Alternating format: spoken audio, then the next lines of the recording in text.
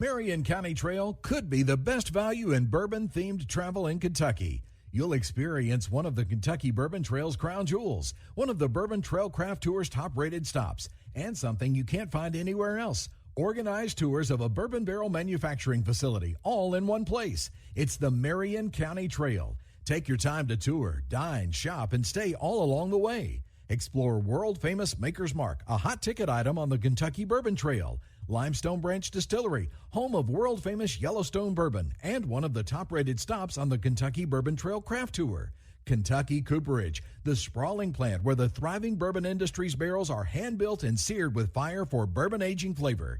And Lebanon, home of wonderful dining opportunities from home-cooked to chef-driven. Unique shopping opportunities, nowhere else to be found murals for your selfies, and overnight accommodations that range from traditional to bed and breakfast to bourbon-themed. Go to visitlebanonky.com for more details. Lebanon Tourist and Convention Commission, 270-692-0021.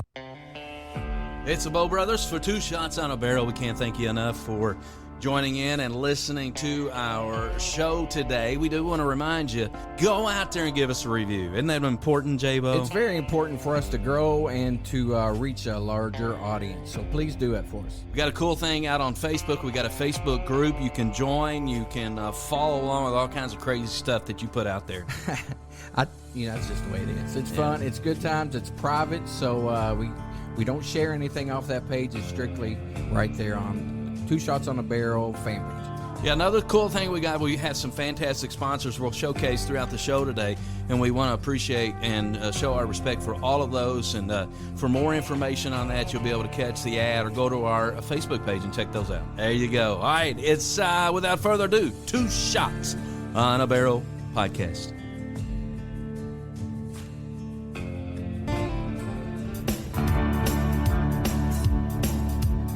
Old boys ain't much for working. 2 shots on a barrel and they're talking about bourbon.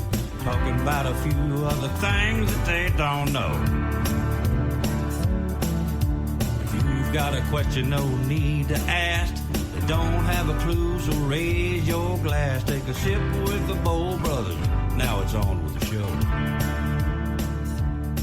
From the heart of central Kentucky, the bourbon capital of the world, it's 2 Shots on a Barrel with your host, a couple of hot shots of their own, the Bow Brothers. Well, we're back in the studio once again. Having some good old bourbon right here with Mr. Jim Reed and a very special guest today. We do have a special guest, and I'm looking forward to this show. I mean, this is one that, you put on the schedule and you, circle it about 50 times, and you're like, I'm excited about this show, and so we'll get into that for sure here in a second. There's some other topics that we want to get to before we get into the heat of the matter. Number one, the Kentucky Bourbon Festival tickets are now going to be on sale April 17th, so we're getting ever so close to the Kentucky Bourbon Festival tickets going on sale. So make sure you check out kybourbonfestival.com, J-Bo. Absolutely. If you're a bourbon fanatic, there's no place in the world you'd rather be than to be at this bourbon festival, because I'm way off on the numbers. Can't remember because I was drunk and didn't pay attention when they told us how many vendors were there. But there's more bourbon than you can drink in a weekend at this event. There's a whole bunch of bourbon. You found some at last year's Bourbon Festival. You found one of your new favorites. I know, RD1. RD1 is fantastic. Yeah. So anyway, make sure you check out KY Bourbon Festival. Put a little reminder on your phone because that's coming up. Tickets go on sale April 17th. We have put in the official media request, and as far as I know, we have no real reason that they'll turn us down, but it'll be our fourth year going to the Kentucky Bourbon Festival, so we're excited about that. J-Bo, how are your NCAA brackets? I think I put them in the garbage. Not quite sure, but I'm pretty sure most of mine are in the garbage, and Salem's still holding his up, bragging, as you found out on the way in. Yeah, I get all that. It has been a fairly chalky tournament, with exception to if you're from the Big Blue Nation. Oh, Lord. What's your, the big news post the upset was, of course, John Calipari. Right. And it's been all about John Calipari and whether he's gonna stay or go? What's your official take on the John Calipari stay or be gone story?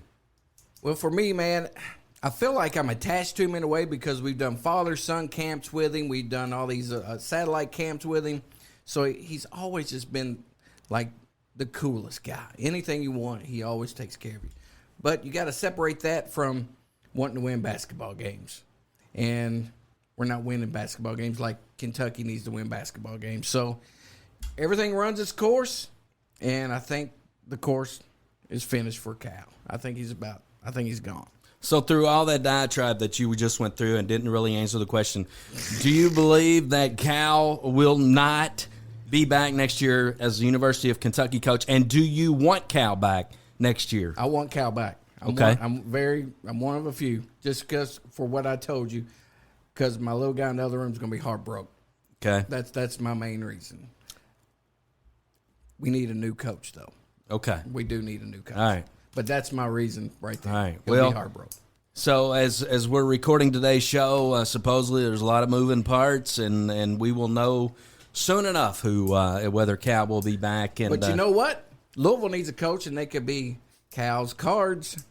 You never know. I had a you guy. know how they love U of K coaches going to U of L. No, listen, I had a guy on Main Street today. We were talking, of course, what everybody else in the Commonwealth's talking about, and that is Kentucky and Cal and U of L. And this guy said, "I tell you what's going to happen.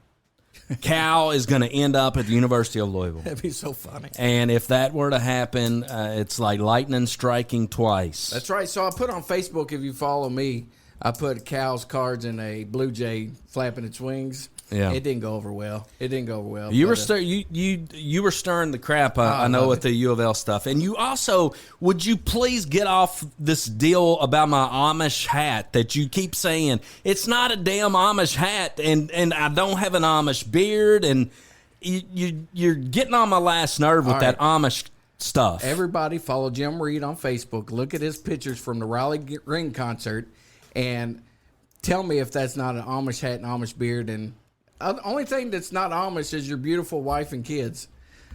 They came and picked you up from the Amish camp. You do realize that I have a lot of pictures in my arsenal. You do. That I'm ready to just unload on you. It's going to be a nuclear unloading. Bring it on, big dog. And it's going to happen. And you got a lot of ugly pictures in my arsenal. Yeah, that's fine, man. I'm good. Maybe not with what you call an Amish hat, but dude, that time you dressed up in a baby diaper, that one's about ready to hit. That was for a good cause. All right, let's get to today's show. We're excited. We told you about this one.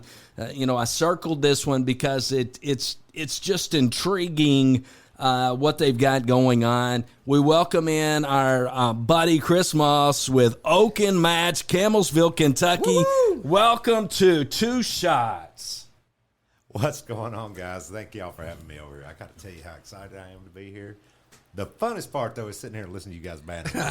You guys are entertaining me all the way. Look, did you notice all the holes in the walls where I push him out of his chair? Is that what that's all about? I've tried to kind of play around the room here and see what's going on. See, he does all this stuff. Chris, and he does it because he's embarrassed of himself, and he doesn't want to. He can't make fun of himself, so he uses me. Look over in that corner. What's that sign say in that corner up on the wall there? The left of the lamp there. Oh my God. Yeah. Bullshit. Yeah. Well, all I can say, the beard to me looks legendary. I appreciate you, brother. I don't have a problem with that at all. Haven't seen the Amish hat yet. Yes, but how bad can it be? Look, we went to the Bourbon Festival, and they had a beard booth there, and the guys laughed at his beard. So, I mean, it's not quite legendary yet. Wait. Step out from around the mic a little bit. There's nothing wrong with that, man. That's fine. No, listen. It's well maintained. It is. All right, I'm going to try to keep this show on cue, on point today, because J-Bo has a tendency of taking us off tracks. And today, man, this is all about Oaken Match. I got to tell you, man. We've been following along with Oaken Match, and for those of you out there that are like, what's Oaken Match? Chris, I want you to kind of give everybody a little bit of a summary. What is Oaken Match? Oh, man, how can I summarize this all in one thing? Oaken Match is what we wanted for Oak and Match was always to be something a little bit different. A little bit different than anything you've experienced before. Part of what we're trying to do here with the craftsmanship we're doing in the cocktails, okay, part of what we're trying to do is bring a lot of bourbon awareness back to Central Kentucky, and bring a selection back to Central Kentucky that has never been really available before. We are bourbon enthusiasts where we are, but we are spirit enthusiasts too. I mean, we really work hard on the cocktails. We've resurrected cocktails that are well over 100 years old, and some of them even older than that, bringing back the craftsmanship into the cocktail industry. United States has been in what's called the cocktail renaissance for a very long time, and it's very slow to absorb into the state of Kentucky. But we're trying to bring some of that enthusiasm back. And what we have found is, quite simply to say, the level and the quality of the cocktails that we're producing with some of these old recipes, and we can't take credit for most of them. We've adjusted some of them to more modern palates, but we can't take credit for a lot of them. But we've tried to apply what we've learned in all the things that over the years my partner and I, Anthony, have known and have learned about bourbon, and the discerning taste differences that there are with all the different products. Kind of like the one we're sipping on here right now. It's good. Everything, these are such unique products. And one thing we've learned with bourbon and cocktails is the same way. All of these things are more than a sum of their parts. They're all craftsmanship kind of brought out into a juice, a spirit, a liquid, anything you want to talk about that is unique in and of itself. And that's what we've kind of tried to do with Oak and Match. That's so cool. So you guys are out on Facebook. That's where our good buddy Billy Taft told us about Oak and Match. He's like, guys, you got to come over. You got to come over. We checked you out on Facebook, and I got to tell you, and then, it's powerful, J-Bo. You know this. Mm-hmm. As powerful as anything is word of mouth. Yes. And you keep hearing, the word of mouth is like, man, you got to go see these guys over in Campbellsville at this speakeasy kind of cigar lounge. I'm like, you're talking my language right there when you're talking about stuff like that. The Facebook page says, Prohibition theme, specializing in handcrafted cocktails, featuring a private speakeasy cigar lounge. Oh, that's right up your alley, dude. I absolutely love it. Cigar King, man. Cigar King. I love cigars. But they're low for you guys that are already, your appetite is wet and you're thinking, where is this? 115 Nancy Cox Drive. It's right there in Campbellsville, Kentucky. Somebody told me the story, Chris, Max Wise, senator that is from the Taylor County area. When you look at Taylor County, there's not a distillery. No. In Taylor County. Working on that. Hopefully. Yeah. I hope. Sure. But Max Wise apparently has gone on record as saying, listen, we may not have a distillery in Taylor County, but I am going to tell you, we have absolutely one of the best bourbon lounges, one of the best mixologists in the state of Kentucky, and that's Oak and Match. That's lofty compliments, Chris. It is. I mean, and Max has been a close personal friend of mine for many years. I got to say, I'm giving him a lot of props on that. He's putting a lot on me when he's saying that. But, yes, I mean, the first time he came in, he said a lot of the same things that we're seeing a lot of people say when they walk into our place for the first time is, wow, I cannot believe I'm in Campbellsville.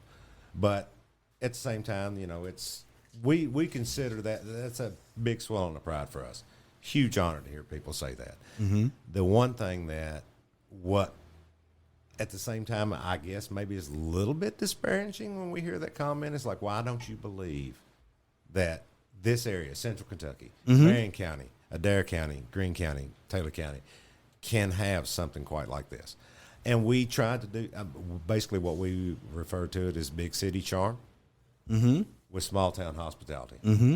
You got a couple of blue collar guys okay, that work for a living behind the bar, doing the mixology because we are enthusiastic about everything we do. And we've got some great people. Max Wise, Sarge Pollock. Okay, we've got all these great guys. And I can't even begin to tell you of all the great people that come in there.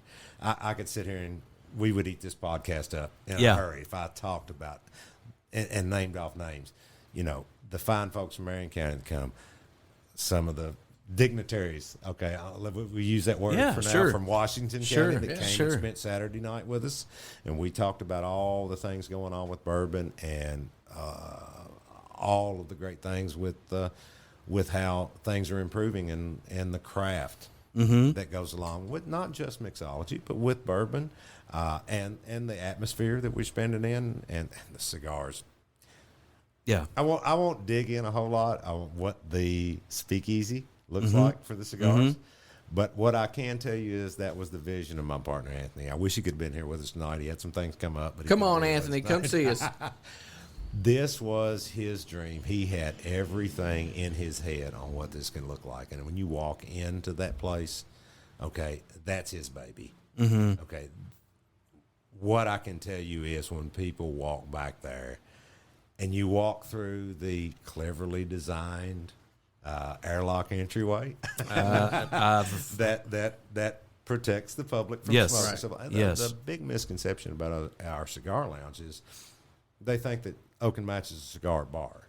They think you walk in and people are smoking cigars just everywhere right off the bat. No, that's not the case. We have the lounge side, we have the bar side. This place is kind of like three places in one. And it's amazing to me that when you come in on the bar side, you know, you're kind of in an old school Prohibition style bar. But when you walk over, and it's completely open air, but when you walk over to the lounge side and you notice how quiet it is, even when there's a lot of banter going on over on the bar side, how private it feels. Cool. And it's kind of the way we laid it out. And all that was by design. But then when you walk through to the cigar lounge, I'll save the details for everybody to come check. But there has been a extreme wow factor for everybody that walks through there. So if you can imagine the best cigar lounge that you ever set foot into, where you could sip your bourbon, have a cigar, relax, enjoy the company of others. Yeah. That was everything that Anthony kind of had in mind for this place, and that's everything it is. So you talk about Anthony Hayes, your business partner, and we're gonna meet Anthony. Oh yeah, you will meet Anthony. We will definitely meet Anthony. But this vision, you mentioned working on your craft for 2 years, even before you guys opened the door to Oak & Match. And perfecting and knowing exactly what you wanted to be able. Right. Talk about that process. The process. Let me tell you about the process. I can't even tell you how many years back that it goes. But Anthony was certainly the mixologist of the two of us. Honestly, all the credit goes to him. We're talking about the time that I would go back to his house. We would just leisurely as friends, and we've been friends for 30 years plus. I don't even have a count over now. But, you know, he basically kind of introduced me. You know, I remember the first old fashioned that he muddled for me back, you know, the first one we had. I don't even have any idea how long ago that was. But over time, you know, as we developed a desire for the old school craft cocktails and then a desire for the different bourbons and stuff like that, how that evolved and developed over 10, 12, 15 years. And I really don't even know how long it was at this point. I couldn't even put a number on it. But here's the part that I can tell you. In January of 2022, and we had always, you know, we get together, we'd have a few drinks, sip some bourbon like we're doing right now. Right, right. And we would say, all these places that we like to go to and travel an hour and a half, 2 hours to get to, how great would it be if we could put something like that here? You know, in central Kentucky, and put it within arm's reach of Taylor, Greene, Marion, Adair, Washington, LaRue. How great would it be if we could do that? Early one Sunday morning, January of 2022, calls me up, says, "Hey, brother, get up, get ready. We're jumping in the car. We're going to take off to Justin's House of Bourbon. We're going to go have some drinks. We're going to check out a few bars. We're going to start this process of seeing what other people are doing, where we can learn from them, what mistakes that they're making, and what we can improve on. And after that day, we came back home, and we decided at that point that this is exactly when we were going to do this. Now, we didn't know where, when, how, why, building, location. We didn't know any of that, but we knew at that point that this was the decision we're making right now. It's kind of a pact that we made. We're going to do this. And the first thing that we knew right then is, number one, is we've got to have the best bourbon selection you're going to find. Mm-hmm. Okay, not just bourbon, but any spirits that people are not used to seeing, unavailable to them, never heard of, things that we need to learn. And the next thing we knew is the recipes, the cocktails. Yep. They have to be right. They can't be mediocre. They can't come out of a modern cocktail guide. We've got to go into the history of all this and where these cocktails came from before they watered down into the 60s with cheap mixers and things like that. We've got to make sure we do this and do this right. So we started working out of bartender's guides. The first one we started working out of was printed in 1917. Oh, wow. And then we started going into bartender's guides. It was printed in 1880s. Started seeing a lot of the crazy things that you never see. It's like, what are these ingredients? What are these liqueurs that we've never heard of, seen? You can't find them anywhere. We started working with a lot of them, and we spent literally a solid year. We would get together, kind of like you guys. It's like you were almost like mad scientists almost. Kind of like what you and I guys are getting together right now. I mean, we would get together, and we would on Saturday afternoons, Sunday afternoons, whenever everybody was having their leisure time. But we were having a good time with cocktails, which is what you were going to do with cocktails and bourbon. But we were having a good time with making notations of all the recipes that we were coming up with, and I was jotting everything down and making sure we had all the notes. Because we knew that at the end of these sessions, all right, we're not going to remember this. We better get it all written down because there's no way I'm going to remember this come Monday. Yeah. But that's what we continue to do. And from time to time, we would just get out and go look at properties and stuff like that. Long story short, which this story could go on forever, but long story short, basically what we ended up with is on Christmas break of December, and it was in December of 2022, we found this piece of property, been on the market for a while. Just thought, you know what? Let's throw an offer down on it and see what happens. We didn't expect a whole lot. Very next day, January 1st, 2023, accepted the offer. Oh, wow. Yeah, awesome. Now we were like, oh shit, now game on. This is getting real. We've been talking about this for a lot of years now. Now what do we do? This is getting real. And then we just kind of looked at each other. It's like, are we doing this? Are we going, this is a big building. This is close to 5,000 square feet. It's awful big for a bar. We've been talking about Cigar Lounge. And long story short, we made the commitment. Okay, we're going to do this. So then we really went, we knew we were going to have about 60 to 90 days to close. So we went in overdrive on the cocktail menu. Mm-hmm. We sipping bourbon like crazy all along. So that was not really a whole lot of extra research that needed to be done on that. But we went to work on that, and once we got that done, it was when we do the sign on the closing, then we'll start the build project. And I started building I started building the bar, and we started laying out the plans for everything, and we took possession in 30 days, and we worked hard on it, he and I. Mm-hmm. Okay, we didn't hire much of this work out. We're both craftsmen and construction guys by nature. So we built this place up in about 6 months, and 1st of October we were open, and boom, the rest is history. Wow. Oh, man. That's it. What a story, man. That's crazy. What a story. It's also, you mentioned Anthony, obviously you two guys, but it's kind of a husband-wife partnership deal too. Oh, yes. Anthony's wife, your wife. I mean, this is Anthony's wife, Erica, and my wife, Casey. They were with us from the get-go. Our inspiration, for the most part. Driving force when we were wore out and tired, okay? All those things. Yeah. And they still work with us on it.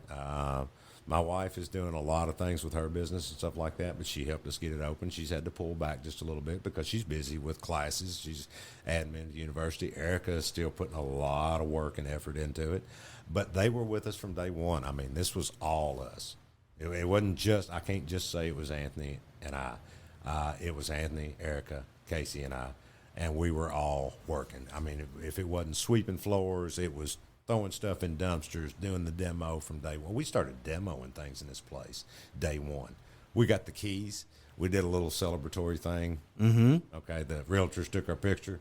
All right, we went in and started demoing shelves that night. Awesome. Worked till 10:30, 11 o'clock at night. Yeah. So, and then that went on from the time we had the keys to the place to the time we opened it up.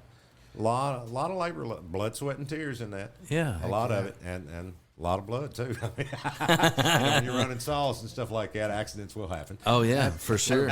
Now, Jim, we're going to have to take a break here real quick, but when we come back, not everything's sunshine and roses, and there's been some roadblocks. There's whenever you try to make a change in anything in life, no matter if you're in New York City or little old Lebanon or Campbellsville, there's going to be roadblocks when you want to try to do something new. And I'd like to talk to you a little bit about that in the second segment. Well, it's good stuff. I mean, that's cool. I'm always a big sucker for guys and gals who have this dream and then put it into actuality, put it into motion. Right. Because you can have that dream, but if you don't take that first step, man, it ain't happening. These guys did. They put their boxing gloves on and fought right through it, boy. Went through a first segment without you giving me a hard time, too. I love that. We'll be back with more Two Shots right after this. Because I did all. Exciting news for Two Shots on a Barrel. We have a brand new sponsor. Hey, this is Jim Bowe for Two Shots. Good Buddies Brewing Company, our newest sponsor. I gotta tell you, they have it going on. Located in the heart of the bourbon country right here at 120 West Martin Luther King Avenue in Lebanon, Kentucky. All kinds of great craft pours, including many concoctions put together by master crafter Ray Osborne. He's also assisted by his beautiful bride, Beth Osborne. They are the newest and brightest in micro craft breweries in good old Kentucky. Make sure you go out to their Facebook page. You can easily find it at Good Buddies Brewing Company. And don't forget, when you're in town on the Bourbon Trail, to stop by Good Buddies Brewing Company. Again, located at 120 West Martin Luther King Avenue, Lebanon, Kentucky. Good Buddies Brewing Company. We're happy to have you as a sponsor right here on Two Shots on a Barrel.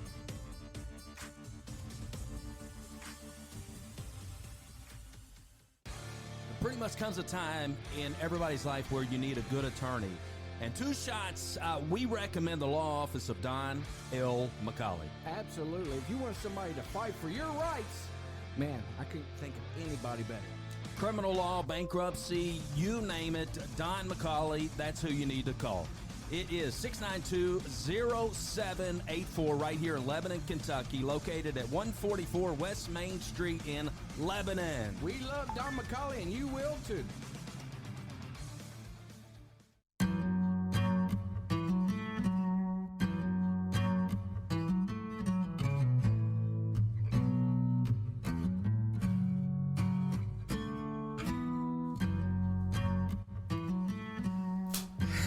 Hanging out with Chris Moss, Oak and Match. I fixed my dog leash. I'm back.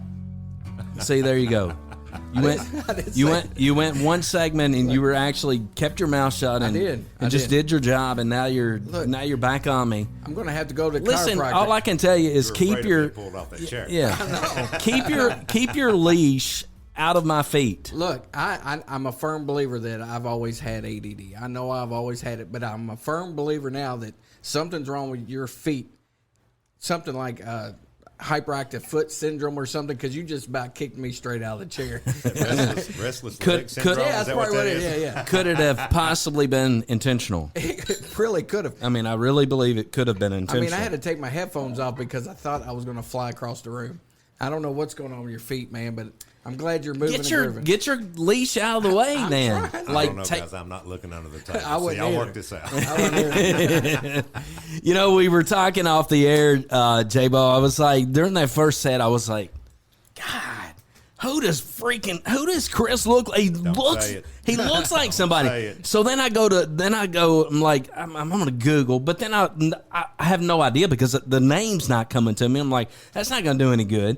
So I bring it up during the break, and he's like, "There's two possibilities," and it was Deegan with you Pee Wee Herman, right? That's it. With The Walking Dead, and Robert Downey Jr. And I was like, "That's it." Ladies and gentlemen at home, Jim has a man crush. No, I mean I'm just Here we go. No, but I'm not saying I'm just saying it's like, you know, everybody's got a doppelganger or whatever they call it. Robert Downey Jr., man. That's you, brother. You think so? I do. I really do. He man has observed quite a bit more success than I have. I mean, listen. He's done well for himself, but you're on your way. You know what I'm saying? At Oak and Match. J-Bo, I know you are chomping at the bit because you talked about challenges that businesses face, and that's one of those things that we have kind of read a little bit about in Taylor County with this idea. You and I, me more than you, are cigar guys, and I've always been one of these guys that and if you listen to the cigar industry will tell you there is a distinct difference between premium cigars and other tobacco products, such as cigarettes, such as anything else that's non-premium cigar related.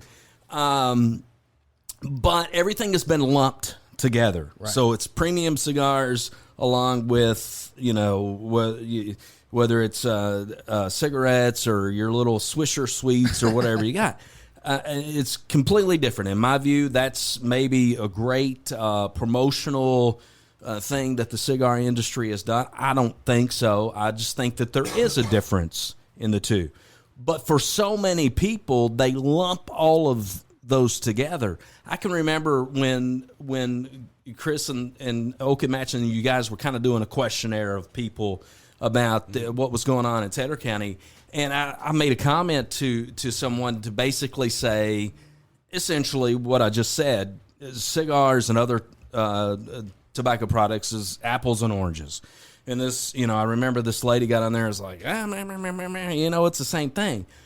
But there is that mindset, J-Bo. Yes. And, Campbellsville's come a long way the last 10, 15 years. Coming from, the last couple of months. Yeah, last couple of months. But I'm giving them the benefit of the doubt. From alcohol on up. So, changes are going to be hard for people who's never been around it. So I got to give them, I understand where they're coming from. But you can't go throwing everything you have into something you don't understand.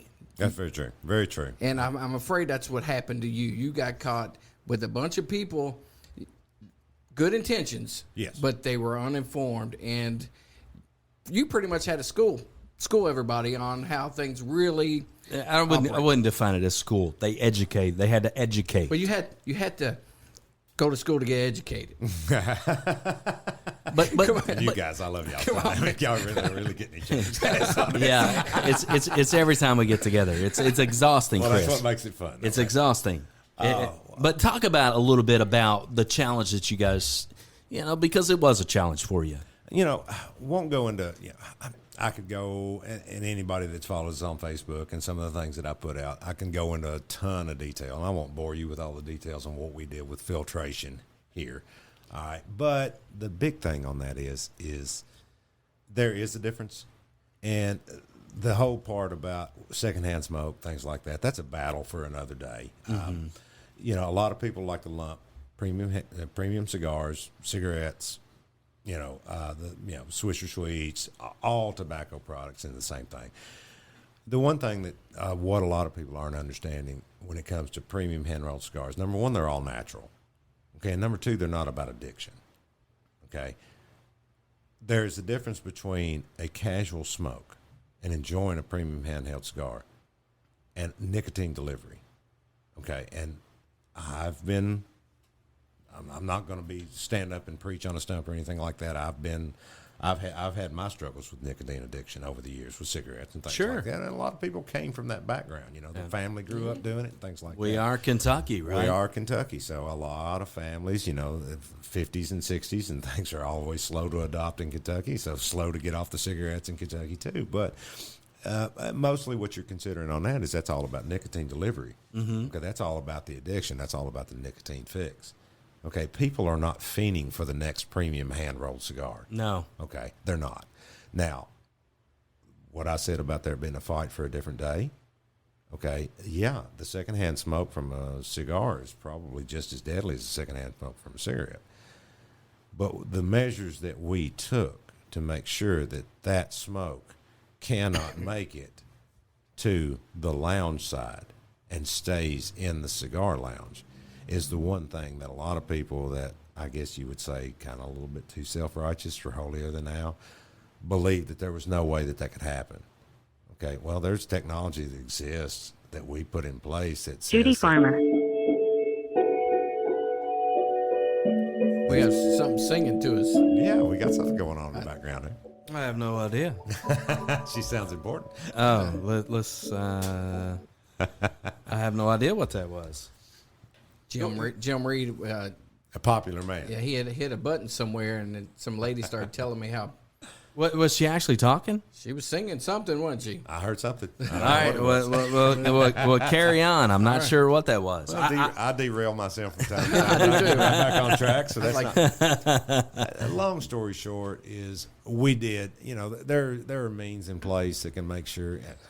Everybody knows COVID, so I mean, there's means in place to make sure that you can do quarantine facilities. We figured out a way to quarantine the smoke. Okay. Okay, and doing that all in a way where it makes it comfortable for. The one thing Anthony and I had been to is cigar lounges that don't do very well on filtering the cigar smoke. Yes. For the patrons, okay, and for a cigar smoker, it's not comfortable to sit in a cloud of smoke where you have a hard time seeing. But you guys, we're close together. Mm-hmm. Okay, if I can't look at you and see, is there a fire going on outside, or is my eyes hazed over? Mm-hmm. So we did all of these things. But one thing that we made sure of is we know we're not a large demographic, Louisville, Lexington, places like that can have a place that would support a true cigar bar where all you had to do was walk in the door and there's people blazing up cigars everywhere. Mm-hmm. Well, we're a smaller demographic. That's not going to work here. You've got to be able to, as from a business person's point of view, you've got to be able to provide a comfortable environment for everybody. So we've done that with the way we've set it up, and I've had so many people tell us that they didn't even realize there was a cigar lounge back there when there were a half a dozen, if not a dozen people smoking cigars in our lounge and didn't even realize there was one in there. Fantastic. Because it doesn't come out. Yeah. That we could go into detail, and some of them said we couldn't do it, but we proved that we could. And there was a lot, not a lot, but there was some friction from some members of the community, very few, but most, once they finally realized that we were doing exactly what we said we were doing and not just doing it, I don't know, best term I can give you is half-ass. Right. Yeah, okay. sure. We were doing it the right way. You know, and I'm trying. It's if you know me, you know I don't care. I'll just say how it is. Yeah, But I know that. But I'm really trying to be I nice really here. know that. Right. I know. The people that complain the most are the people who would never step foot in your business anyways. Yes.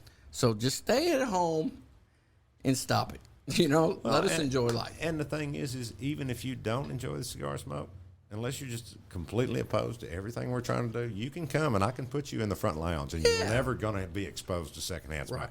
But we understood as businessmen that we want to protect people from secondhand smoke. Right. It's our responsibility to do that. It's not my responsibility to tell you that you should not smoke a cigar. I smoke a cigar from time to time. I don't enjoy my lounge as much as I thought I'd be able to, which is kind of Because you're up there mixing. You know. It's like, all right, guys, this is not working out the way I planned. Right. I thought I'd be able to enjoy one cigar in 6 months, really. But that's the working aspect side of it. But some people, you know, What can I tell you? Debbie Downers. Yeah, a little bit, but doesn't last forever. So tell me about this political fiasco you've been on. You've actually dabbled your toes in a little Frankfurt with House Bill 439. I have not dug into it. Haven't dug into So HB what you're about to 439. tell me is all new to me. Okay. Wow. How much of this can I talk about? It's brand new to me because first of all, I'm incredibly surprised J-Bo would even know there is such thing as a House Bill 439. House Bill 439. Let me see what I can say about this and why I'm bringing it up and why I know about it. House Bill 439 has a lot of things to do specifically with the way Kentucky is going to start approaching the vintage distilled spirits. Okay. I don't know how much you guys have been keeping up with it, but we have purchased vintage distilled spirits before. All right, define vintage distilled spirits. Vintage distilled spirits, as defined by the state of Kentucky, is any distilled product that is otherwise unavailable from a wholesale distributor in the Commonwealth. Okay. That's a very vague description. Okay. Okay, but basically what that's all about is any one would think if you look up the current version of what a vintage distilled spirit is, which that law went into the books in 2018. A brilliant piece of legislation if you think about it, in terms of giving people access to things that are otherwise collected and unavailable. Okay, some of your hard to find bottles of bourbon, Like that one over there. Old Fitzgerald. yeah, like that one right there. Okay, now interestingly enough, that bottle right there, based on some of the things that I recently had to deal with that I may not want to go into great detail on right now, might not qualify as a vintage distilled spirit because there might be a few people that still have some squat bottles of Fitzgerald Prime sitting on the shelf. And that's a squat bottle, even though that label's different. So It's very complicated. I'm getting educated. Squat bottle. What is squat bottle? Okay, if you look at what Fitzgerald looks like now, it's going to be in your taller bottle. Okay. But they refer to that one as an old squat bottle. Okay. Gotcha. Okay. As the bottlings change over years with your bourbons and stuff like that, that's going to, a lot of bourbons are going to change the bottling expressions over the years.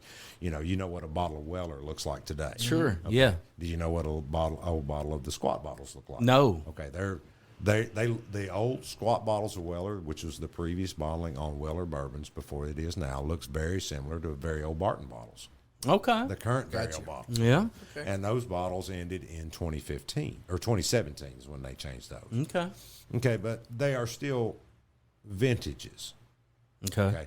So I got to ask you guys, because I'm having a hard time getting an answer from this from anybody in the state, including members of the Alcoholic Beverage Control and some members of the legislature, not the members I've been speaking with, but some members of the legislation that are trying to keep the word vintage in a gray area.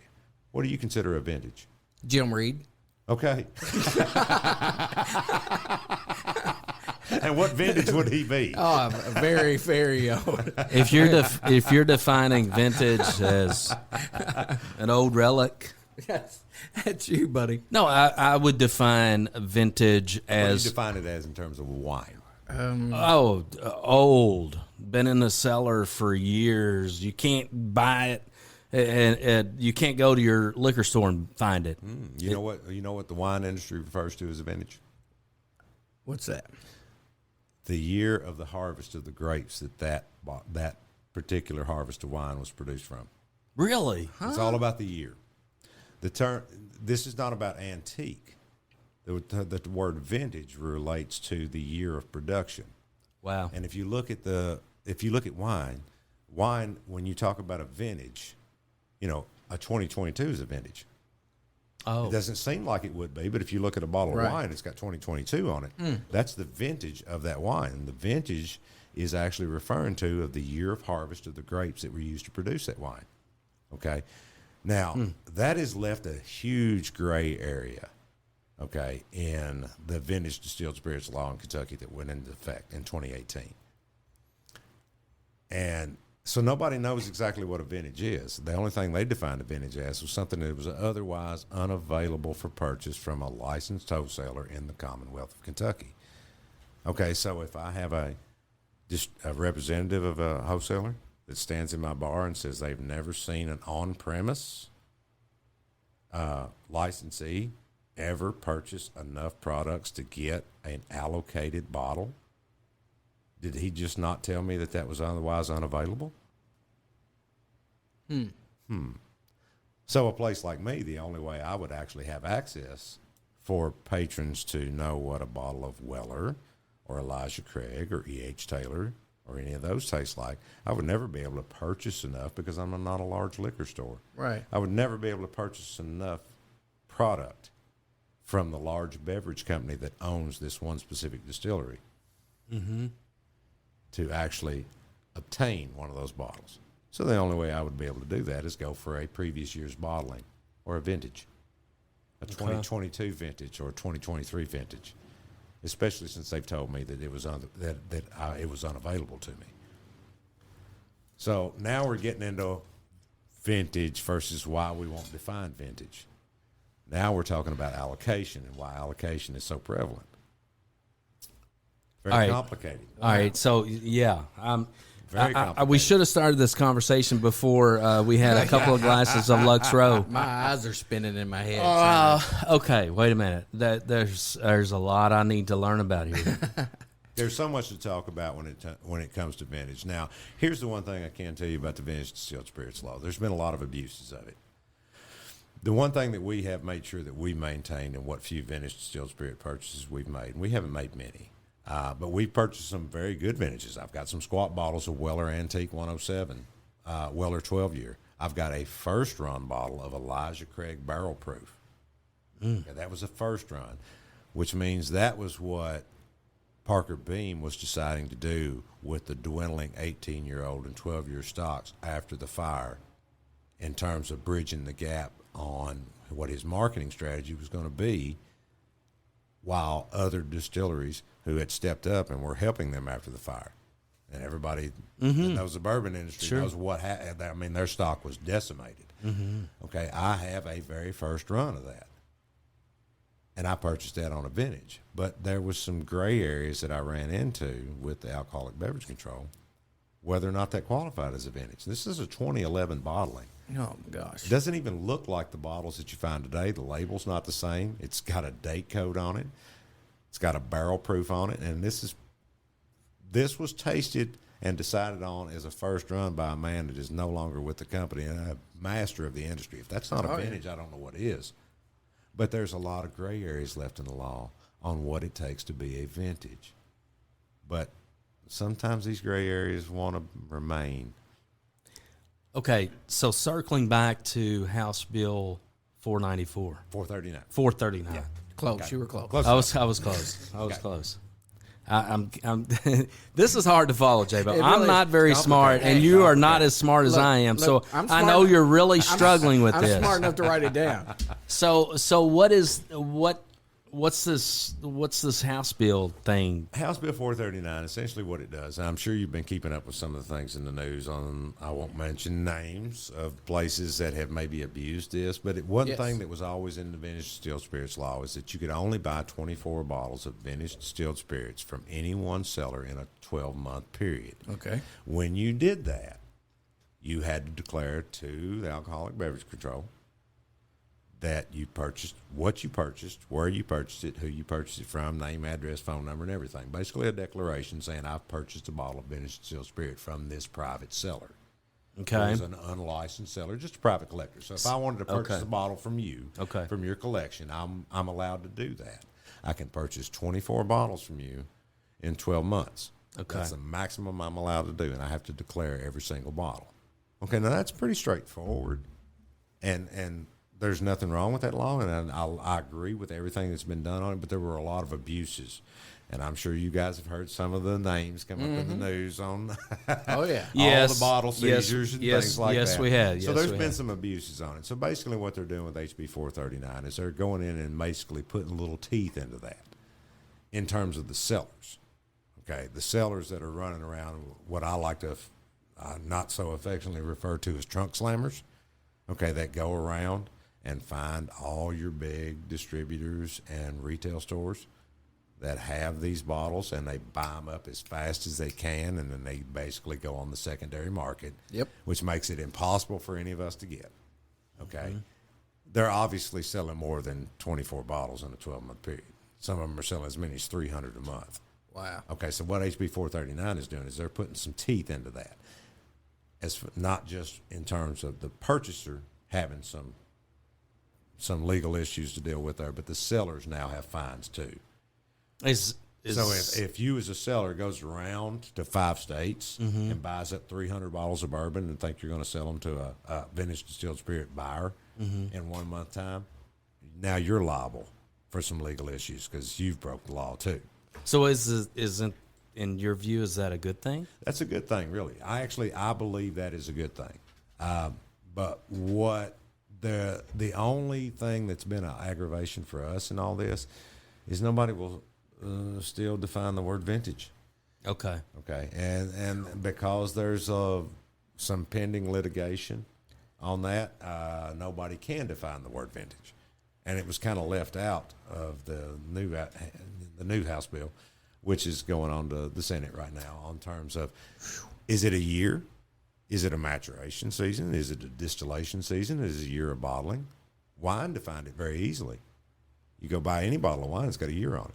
That's the vintage. Makes you wonder how far up this goes. This goes into allocation a little bit. And when in doubt and knowing all the facts, one can only speculate. Right. But speculation sometimes is good intuition or instinct. Can we say that? I swear, man, I've been looking for a white label Weller's for 5 years. Sure. Can't find it No. anywhere. And I did find it, $700. Well, here's my thing on allocation for a place like us. Okay. A lot of your big stores are going to get them. They're going to have the buying power to buy all the product that is necessary for the big beverage companies to say, okay, you've bought enough from us, we can allocate one to you.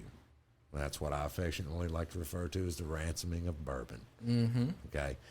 And when I have distributors, and I'll name no names, but when I have distributors stand in my place when we first open up and saying, you'll never get this,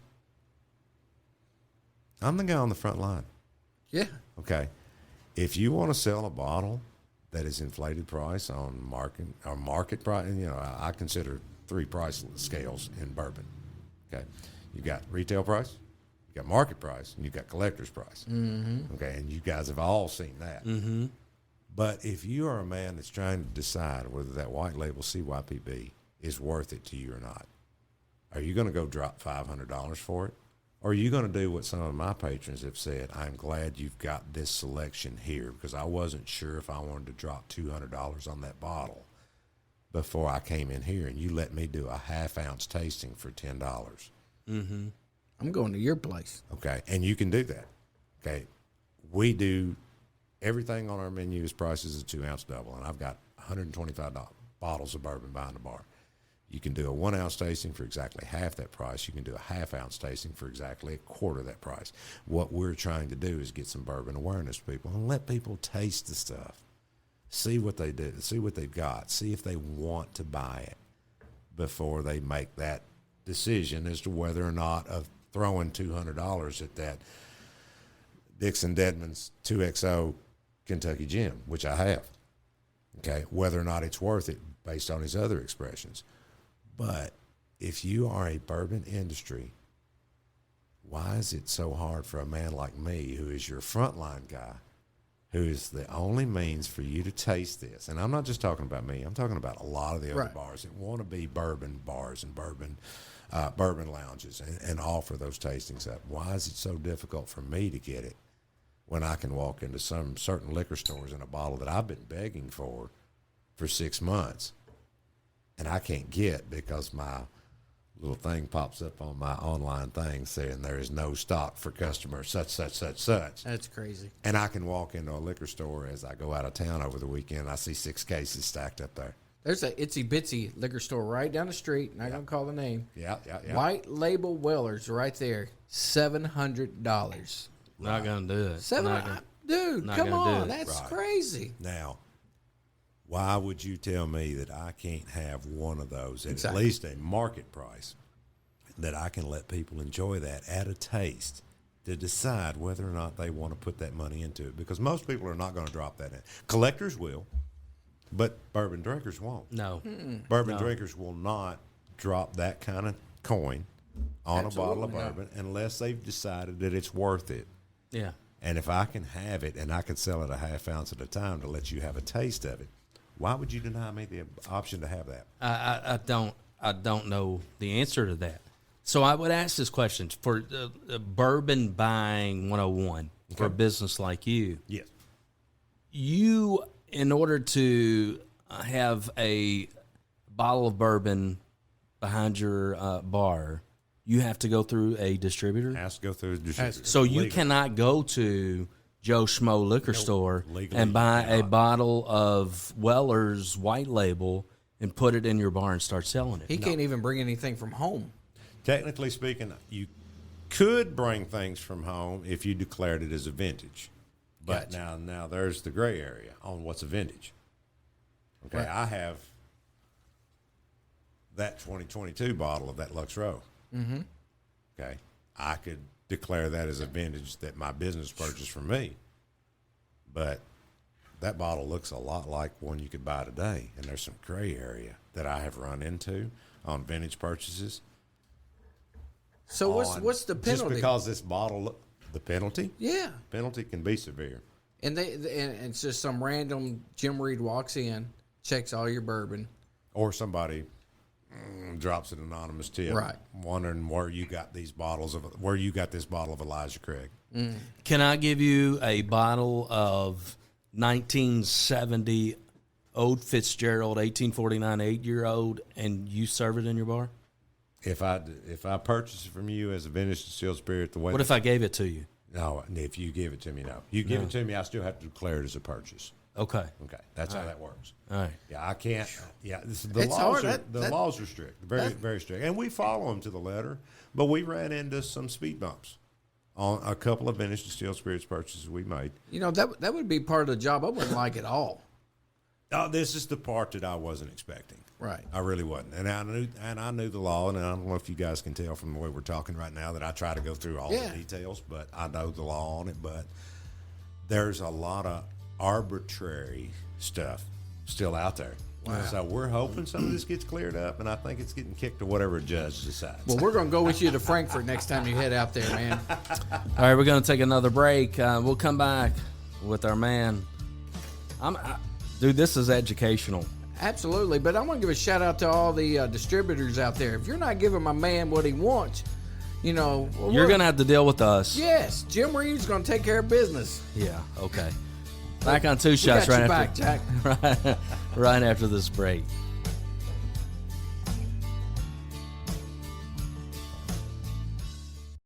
Are you looking for a clean, fun podcast that you can relate to? Well, we've got it for you. Cross the Line. The 1524 originates out of Indiana. Former high school rivals, now our buddies sitting around a speakeasy bar, talking about common day events, common things.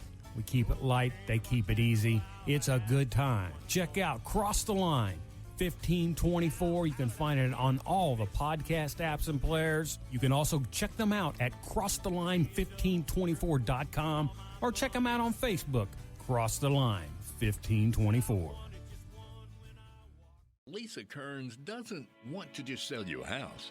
She wants to find you a home. If you've been thinking about making a move, she'd love to help. She knows you've got many choices when choosing a real estate agent, but not all agents are the same. Her clients are the heart of her business, and she takes pride in providing exceptional service, knowledge, and transparency while helping you navigate the real estate market. With her by your side every step of the way, she can assist you in real estate needs that make buying and selling a smooth, enjoyable process. Call Lisa Kearns, Realtor with Exit Realty Homestead, 270-402-4036. For all your full-service auto repair needs, it's Big O Tires, 2 locations, Bardstown and Lebanon, J-Bo. That's right. Billy Taft will take good care of you. man, if you need new tires, new windshield wipers, whatever, Billy Taft has everything you need for your vehicle. 2 locations. If you're in town on the Bourbon Trail and tires messed up, whatever the case might be, you can stop in at Bardstown location or Lebanon. Give them a try. Billy Taft's the best in the business. That's right. We love those guys. That's Big Old Tires of Bardstown and Lebanon.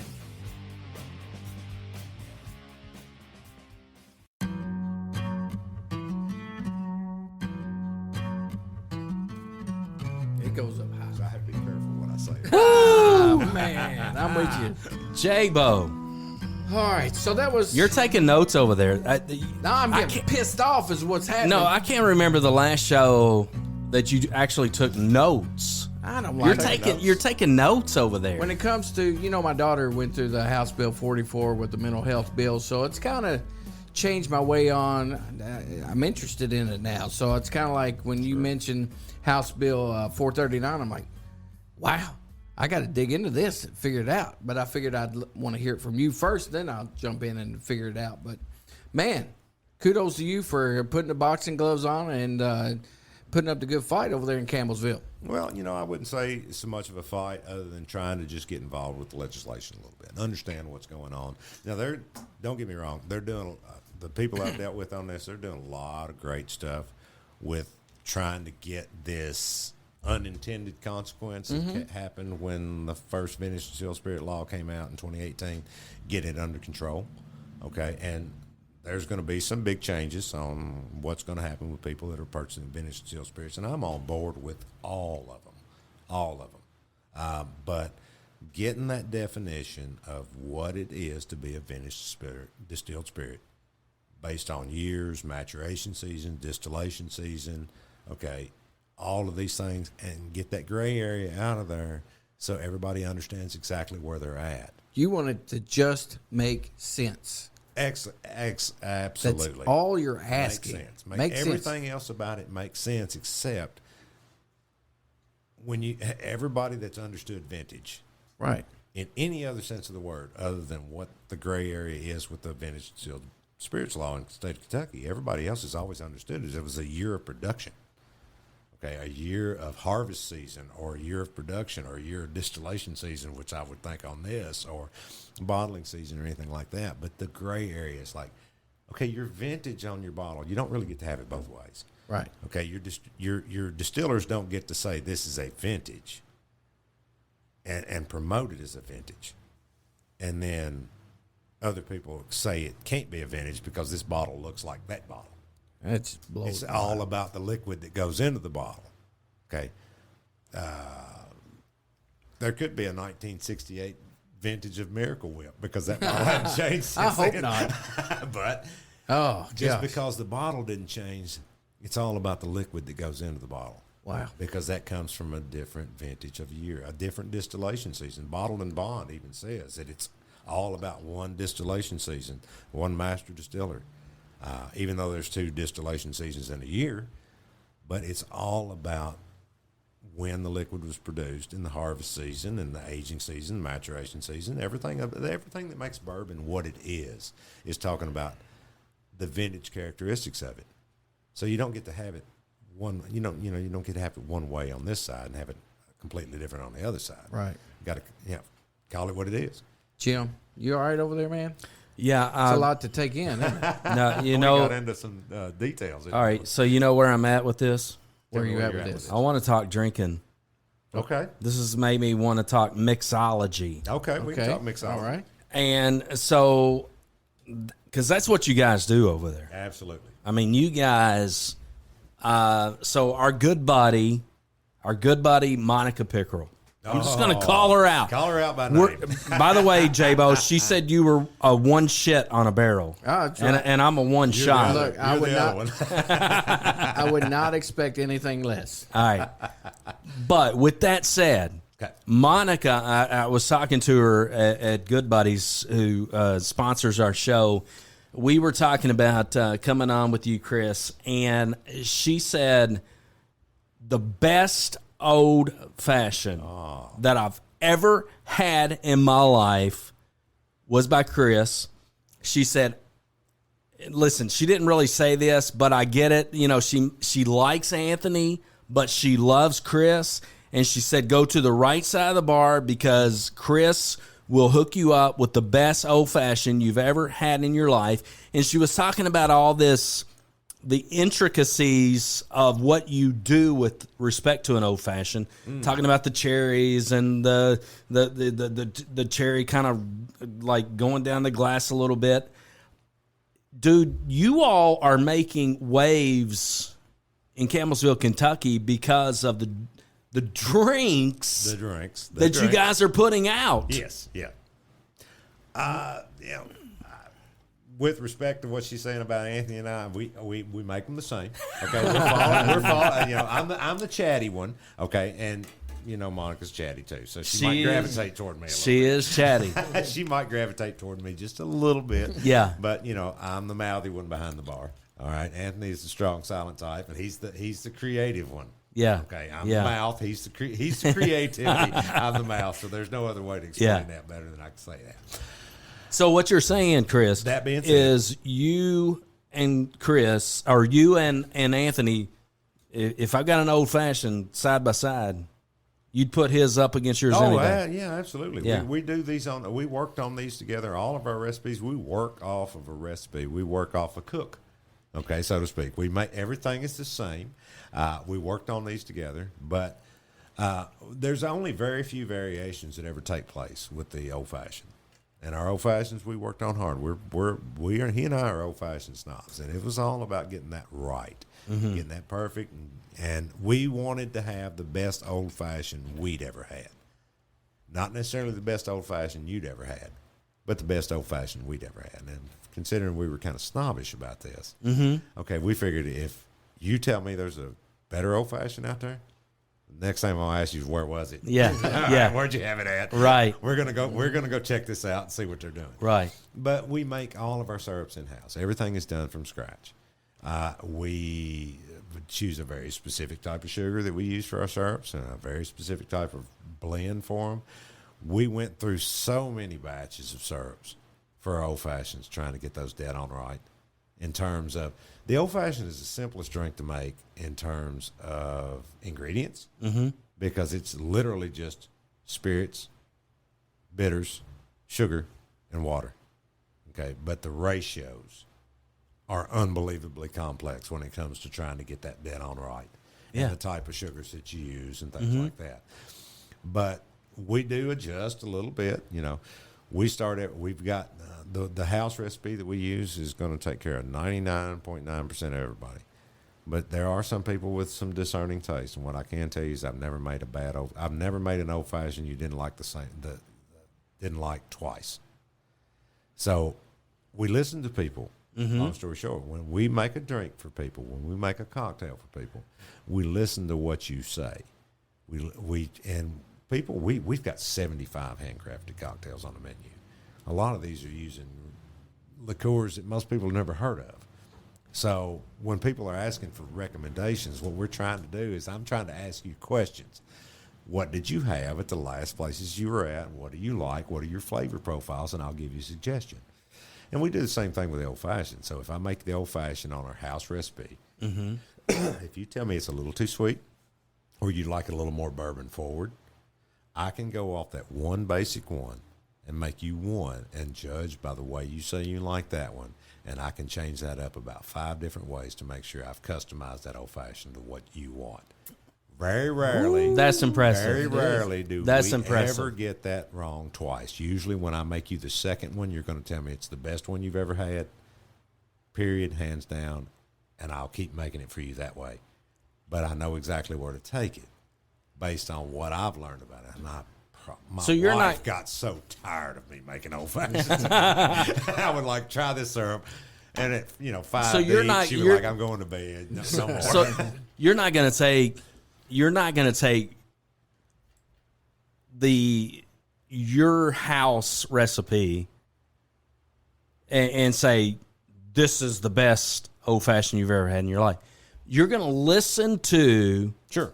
the person in front of you, and they're going to say, Well, and you're going to find that. Yeah, I'm going to take my house syrup because I know that's dead on right, and I'm going to take the what few bourbons that I know work very well, bourbons and rye, if you want a rye whiskey.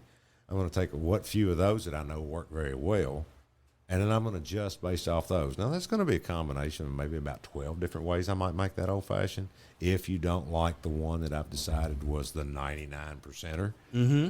But one thing I do tell most people is don't go to the calls. Don't call a spirit for the old-fashioned. Talk to me about, let me make you one. And then you tell me what you liked about it or what you need out of it, because I can take, and what he and I both can do is we can take, whether it be an 80 proof, a 90 proof, or 100 proof, whether you want it a little more sweet, a little less sweet, I can take one of about 4 different bourbons, and I can make you the best old-fashioned you've ever had without going to a call spirit, which will make that drink cost quite a bit more. Mm-hmm. But you got to remember what an old-fashioned was originally designed to do. Take inferior spirits and mask the flavor of them and make them palatable. There you go. You don't learn that everywhere, Jay. That is what an old-fashioned was meant to do. And an old-fashioned, you got to consider how old that drink is.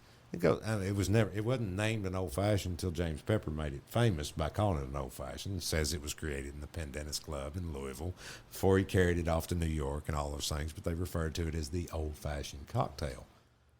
Well, the old-fashioned cocktail, to be an old-fashioned cocktail, you had to be all around for a while, didn't you? True. Okay, the use of water, spirits, bitters, sugar was in use in the 1820s. And as it became popular, people referred to it as the old-fashioned cocktail. So there's a running and a debate over whether the old-fashioned or the Sazerac was the oldest cocktails in the United States. Sazerac claims it is the oldest, but the old-fashioned, being old-fashioned not long after the Sazerac was created, does that mean the old-fashioned was the oldest? Yeah. And the old-fashioned is a drink that's evolved a lot of thousands, hundreds of thousands of times over the last couple of 100 years. I mean, people have been using, for over 200 years, people have been using spirits, whiskey, and sugars, bitters, and water in a specific ratio to make basically inferior spirits be more palatable. Wow. Kind of like what a lot of your early 20th century and late 19th century cocktails that we work with that we're now using superior gins in. One thing we noticed that when we started working out these bartenders' guides from like 1917s and turn of the century, a lot of gin. Very few bourbons in most of these. Very few rye whiskeys. A lot of gin cocktails. But you got to consider the prevalence of gin at the time. Mm-hmm. Okay, and most of your gin, bathtub gin, not so good. Right. And they were used in a lot of your higher quality European liqueurs to make these cocktails, to make the gin more palatable. It's amazing how good they are now. Now there's good gins out there. And some of these bourbon guys, to get their way through while their barrels are aging, to produce some of these fantastic gins. Monks Road, Castle and Key are producing some fantastic gins. Fantastic gins. And there's so many, the way we're using some of these. It gets a little crazy. The numbers of liqueurs that we have and the cocktails that we're making, I mean, it gets a little nuts to think about all of them. All right, Chris, when I go out, and I don't get to go out much. You don't get to go out much. Because I have children running me ragged, and Jim Reed always needing something. But Here we go. If I go somewhere and I order a whiskey sour, and it comes out with no foam on it, That's not traditional. Which means there's no egg whites in it. So that ruins my night, ruins my day, Really? I mean, because it doesn't taste good. It really doesn't. Please tell me you put egg white in your We do whiskey put egg white. sours. All of our sours use egg white. And the funny part about this is I got to tell this story. The funny part about it is remember I was telling you the story about the first bartender's guide we pulled out was a 1917 bartender's guide. Jeez. Okay, this was not long after that trip to Lexington. And they come and got me and said, we're gonna figure out whether or not we're gonna do this shit or not. Right. Right. And we did. So we got these old bartenders guides. And the first thing that we looked at is like the first two things we said is like, holy shit, they're using a lot of gin in these. And the second thing we said was, what the hell's up with all the egg whites? We were like everybody else. Whiskey sours. All of your sour mixes, we grew up knowing them just as being powdered mixers. Okay? It was either a sweet and sour mix or maybe a powdered mix or something like that. But you got to consider what original craft bartenders were doing at the first of the 20th century and the latter half of the 19th century. There was you didn't go to the shelf, you didn't go to buy rose grenadine. You didn't have simple syrups. There was no mixers available. So the way you made your sours was with fresh squeezed lemon or lime juice. And the way you balance that out for a sweet and sour to take the tart off of it is with egg whites. Now, that's something that your grandma and your great-grandma and everybody that's ever made a meringue always knew. Because what are you doing when you make a meringue? What's the ingredients in it? The egg whites. Egg whites, citrus, lemon, and sugar. And that's essentially what you're doing with a sour. You're actually taking those three components and you're doing a dry shake in a shaker before you add the booze and the ice, and you're starting the emulsification process of making a meringue. And then you incorporate your spirits into it and your ice, and you make your sour out of it. And it gives it that silky texture and that perfect little frothy layer over the top of it. But that is what and this is nothing new. This is what was happening 150 years ago. But that's what happened before everything got cheapened and watered down in the 60s and 70s when Tang came out and instant coffee came out. And it wasn't long after that your packaged whiskey sour mix that your granddads had. Yeah. Everything was trying to go to instant. Yes. Well, instant's not always better. No. And that was the one thing is but I mean, I got to tell you, that was one of the first things we looked at each other. It was like, what the hell's up with all these egg whites in these drinks? I'm so glad that you have them because it's a deal breaker for me. Once you've tried them like that, there's no going back. There's not. And I have to give Laura Abel, local girl here. She said, you got to try it with egg white. And ever since I've tried it, it's like game changer. No so going good. back. No going back. So we got a couple questions since this third segment. We want to get to know what do you like? What's your favorite drink? My favorite drink? The old-fashioned is probably always my go-to on the favorite. There's no big secret on that. When all else fails, an old-fashioned is where to go to. Now, there's a couple of cocktails that we do make. Obviously, the whiskey sour is fantastic. Number two drink in the place is a handcrafted cocktail that Anthony came up with that I affectionately named the Sabin's Delight, which is a funny story on that. We were making a lot of cocktails that day, and I'm the history man. He's the creative guy. But that's the number two one. Maybe we'll get into that story because that's a long story too. But a drink called a Rusty Nail, I've always referred to, getting away from bourbon just a little bit. But there's a drink called a Rusty Nail. It's a very easy drink to make with a good scotch and Drambuie, which I like to refer to as the grilled cheese sandwich of cocktails. Nice. Okay. It's like when there's nothing else that you can have, and every once in a while, kind of like in terms of food, when nothing else sounds good.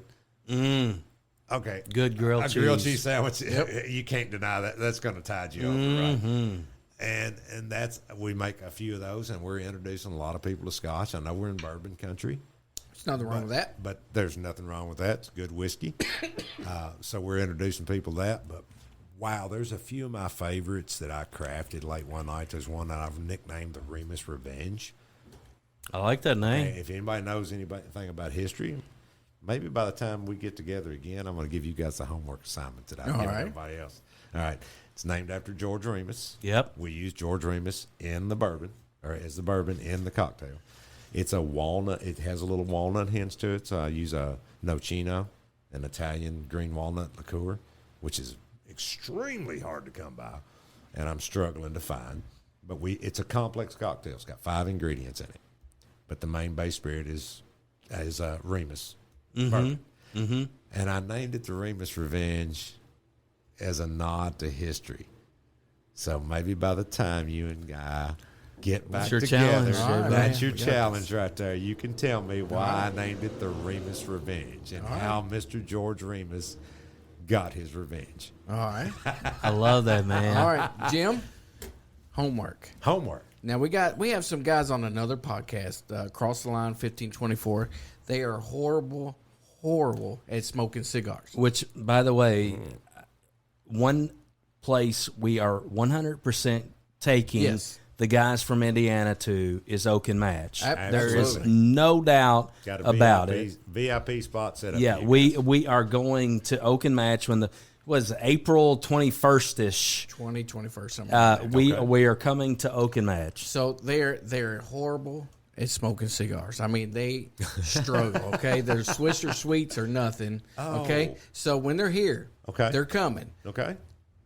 For a new cigar smoking bunch, what cigar would you tell them when they walk in your door, which they're going to? Okay. What cigar do they need to start with? They're a Swisher Sweet bunch. Oh, they are horrible. They're just light body, just not used to a premium hand roll. They're kind of like J-Bo when it comes to cigars. Exactly like me. I keep a few very specific cigars just for that reason. There's a lot of people that are new smokers that have they're not getting into the big 50 ring cigars, okay, or the Maduro wrappers or something that's a really bold smoke. But I keep a few in smaller cigars, some Demitas cigars. H. Upman makes a fantastic, really light-bodied smoke. It's a tiny cigar. When you look at it, you're going to think, well, this is a cigar the size of a Swisher Sweets. It's a Demitas. It's a small cigar. But a lot of your good cigar makers, they do make smaller selections, smaller size selections. Still the same premium hand rolled, the same premium tobacco they use in their larger hand rolls, but they're good cigars and they're mild. So yeah, I got selections for you on that. You don't have to go to a Presidente or a Churchill. So I brought 2 cigars today. All right, and Jim knows that I'm more of a Connecticut guy, and that's about all I know about it. Connecticut, but I'm gonna show it to you while Jim talks to you. I'm gonna go get them and show them to you, and you tell me rank these cigars if they're a good choice or not. Because usually, if the darker the cigar, the quicker I'm going to be sick. Okay, while you're doing your little thing and going to your cigars, I will talk to Chris and I will ask. Don't mess up. So you guys have got it. You've already talked about it. The Cigar Lounge. It sounds fantastic, and I'm that's as much as I'm looking forward to an old fashioned by you, Chris. I'm looking forward to. I'm going to pull you away from the bar, just so you know. Sure. We're going to sit in there and smoke a cigar. You think so? But selection wise, over at Oak and Match, right? What's my selection variety that I can go in there and be able to select? How many different cigars would you say? I'd say as far as the number of different selections, we probably got over 100.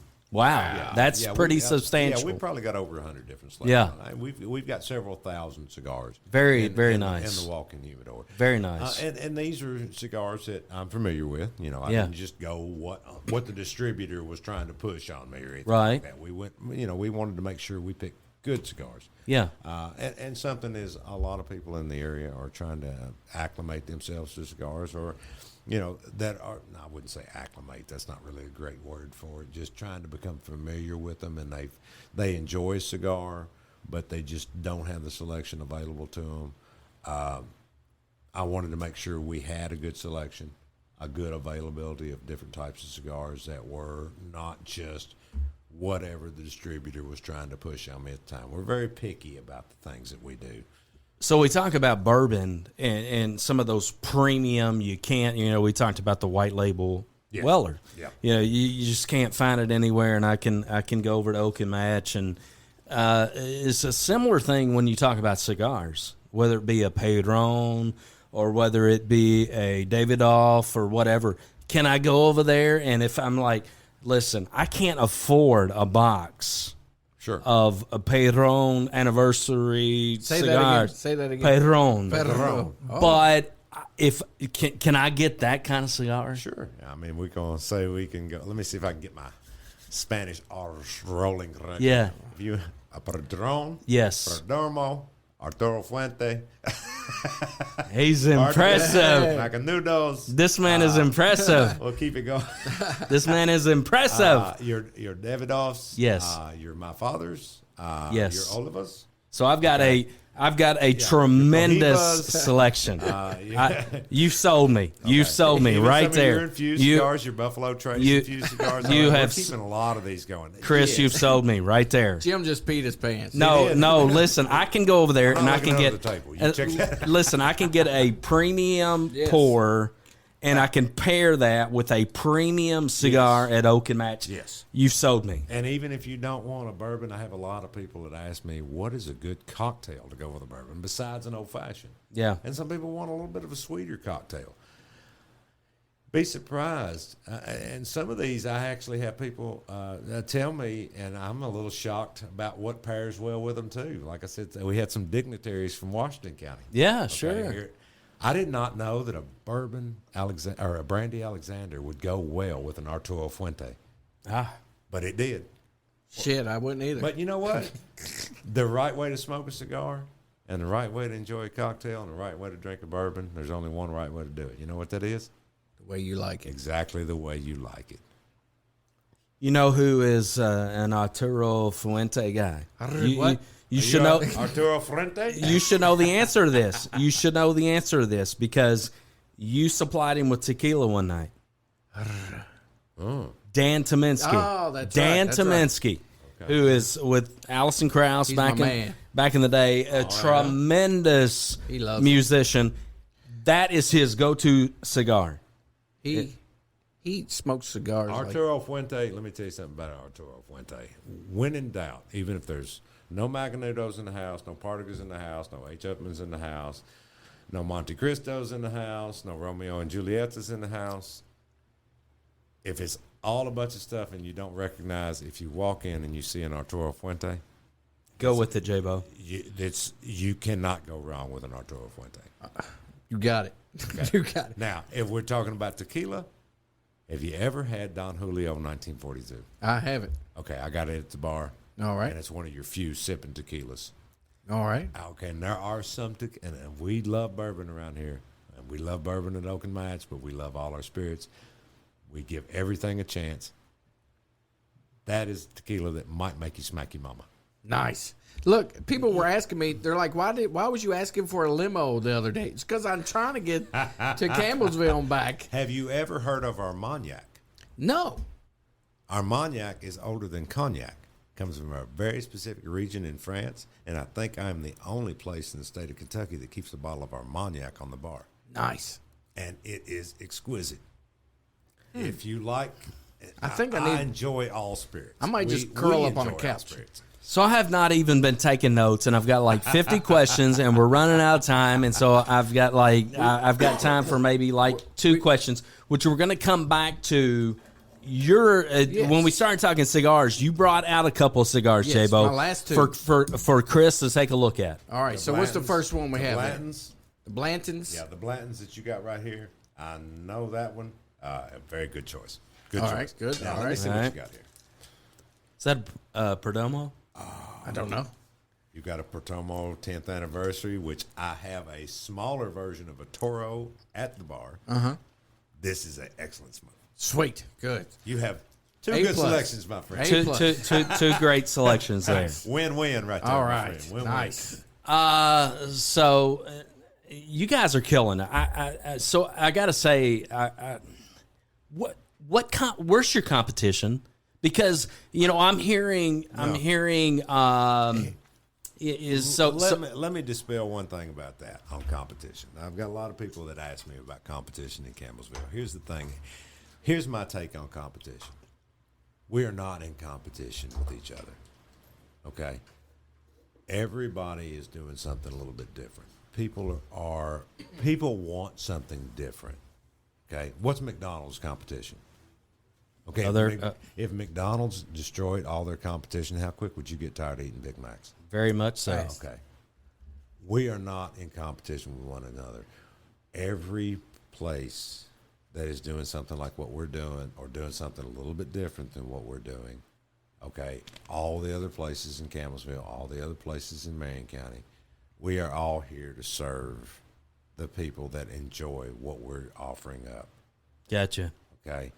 In the high tide, all ships rise. If Jabo, write that down. I'm writing it down right Write now. that down. If we think we're trying to put each other out of business and any one of us will gain from this, we are sorely mistaken. Because nobody wants to come and open match every night. But nobody wants to go anywhere every night. Mm-hmm.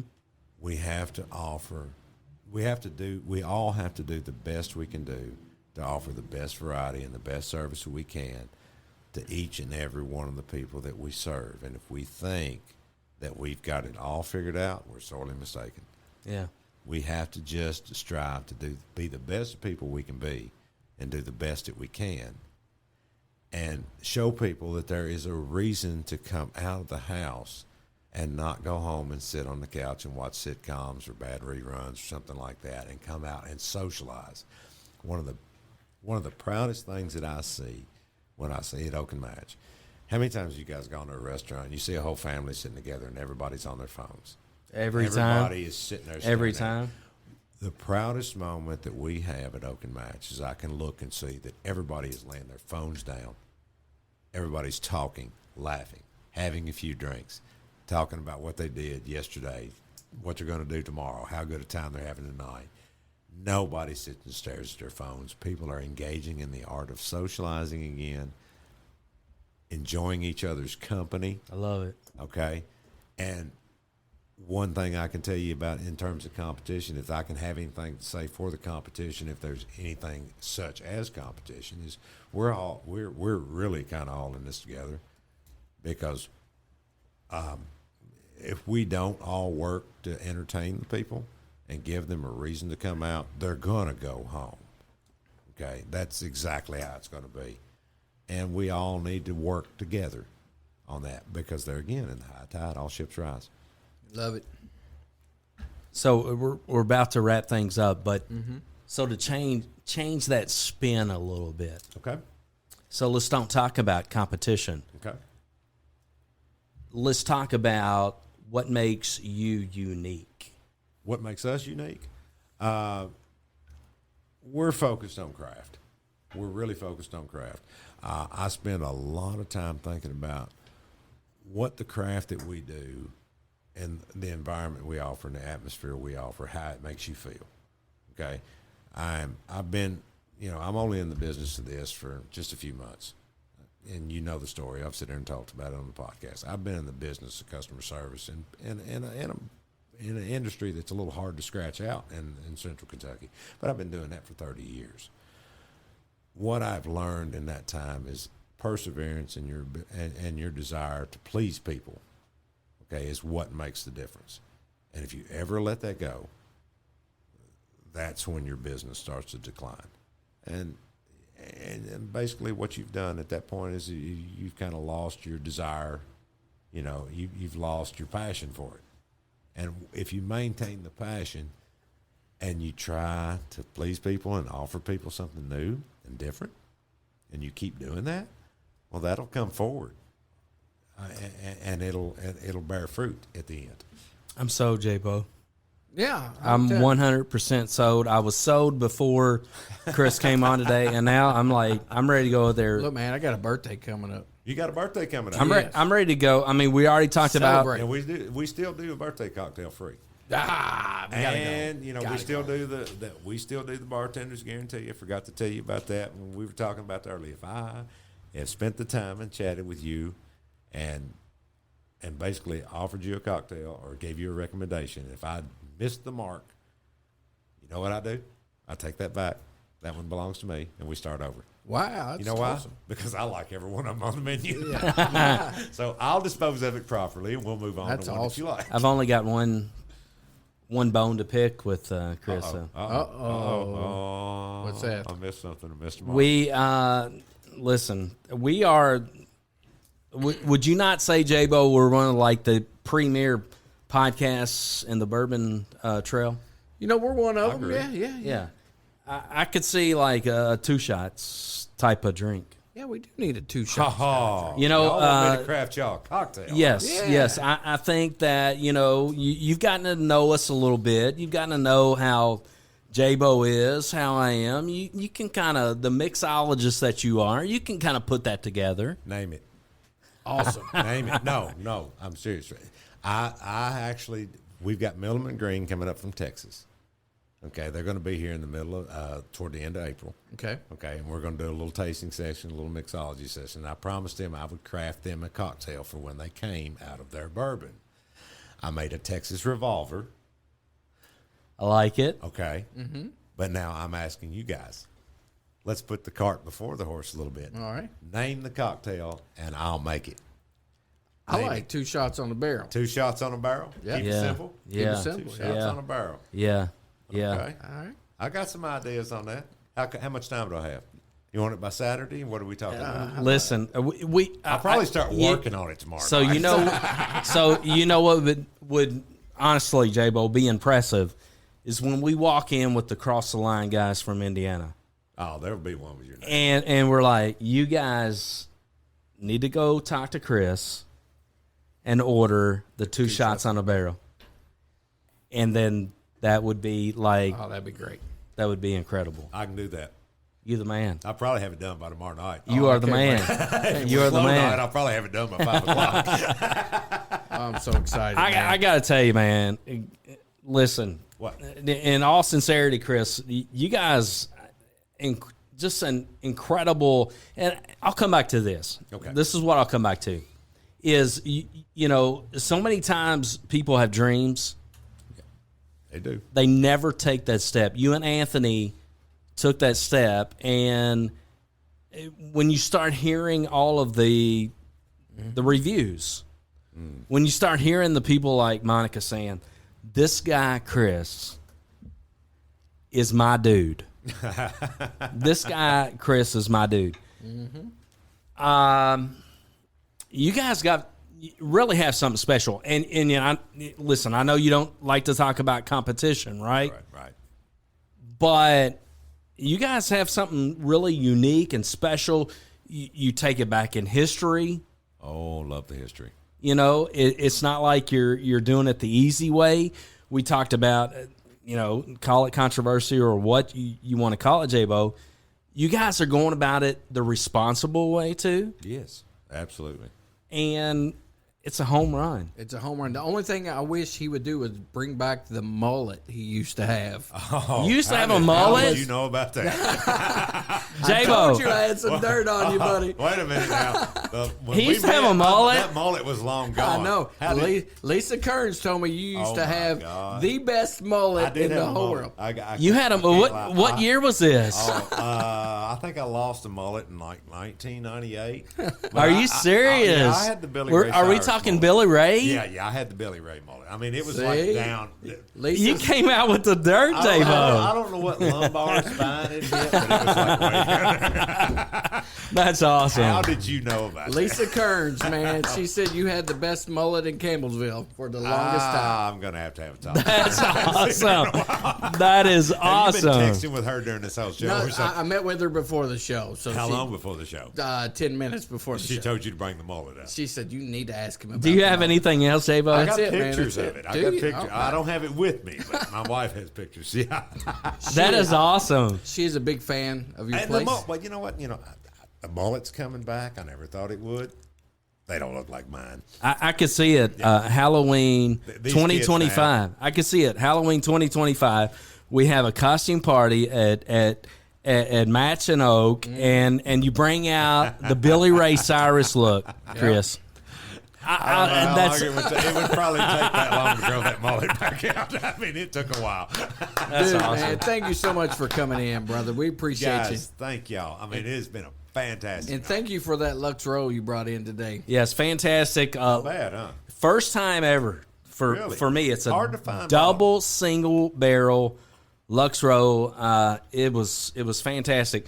Now, let's talk a lot about that. Maybe I can get my guys at Lux Row to this whole allocation thing now that I've purchased it legally Yeah. somewhere else, Yeah. not as a bar. Right. And brought it over here to share it. I purchased that personally, but I couldn't get it from my bar. Oh, my Maybe gosh. I It was can fantastic. work some things out with me so I can actually share this with other people. Yeah. So you know when J-Bo comes over and gets his whiskey sour, you know what I'm gonna ask for. What's the bourbon you're gonna put in it? If we start off, we're gonna, depending on how you want it, I'm gonna. I want it Chris style. You want it Chris style? Yes. I'll probably put a bottled in bond in yours. Nice. Okay. Nice. Yeah. And to believe it or not, I'm going to use either an Evan Williams bottled in bond or an Old Granddad bottled in bond. And let me tell you right now, and this is no joke, if you want to go with a full call spirit, it'll get lost in it. Don't go with a high dollar. Take my word. So we're just talking about Just a the 100 old-fashioned. proof bottled in bond Old Granddad. Yeah, 100 proof bottled in bond Old Granddad, either Old Granddad or Evan Williams, makes a great old fashioned. I'm you there. Try to go anything better, it gets lost in an old Yeah. fashioned. You want to go anything better, go with the straight board. Yeah. Enjoy the calls neat. Yeah. If you want a good old fashioned, it's going to cost you a whole lot less money. I'm just going to tell you, we're going big dog on the cigar, though, right? We're going big dog on the cigar. I got a I might go- 1990. If you want to go big dog on a cigar, but you want something kind of mild, I Yes. got a Maduro Wrap 1997 Macanudo Vintage. J-Bo, It's a mild, that's you, man. it looks like it's an ass kicker, Right. Okay, but because of its really dark Maduro wrapper, but the filler on it and the binder on it is so mild because Macanudos are known for being a mild cigar. Even though its wrapper looks very dark and assuming, it adds a perfect amount of spice, but it is still a very, very mild smell. Look, man, make sure I get that and nothing else because these 1524 guys are going to be watching me, and I got to act like I know what I'm doing. I got to act That's like a I'm big fat cigar that you could actually accidentally inhale that cigar in front of these guys, and you're going to be surviving it. Thank you, Jesus. They're going to give you shit. Thank you, man. Gosh.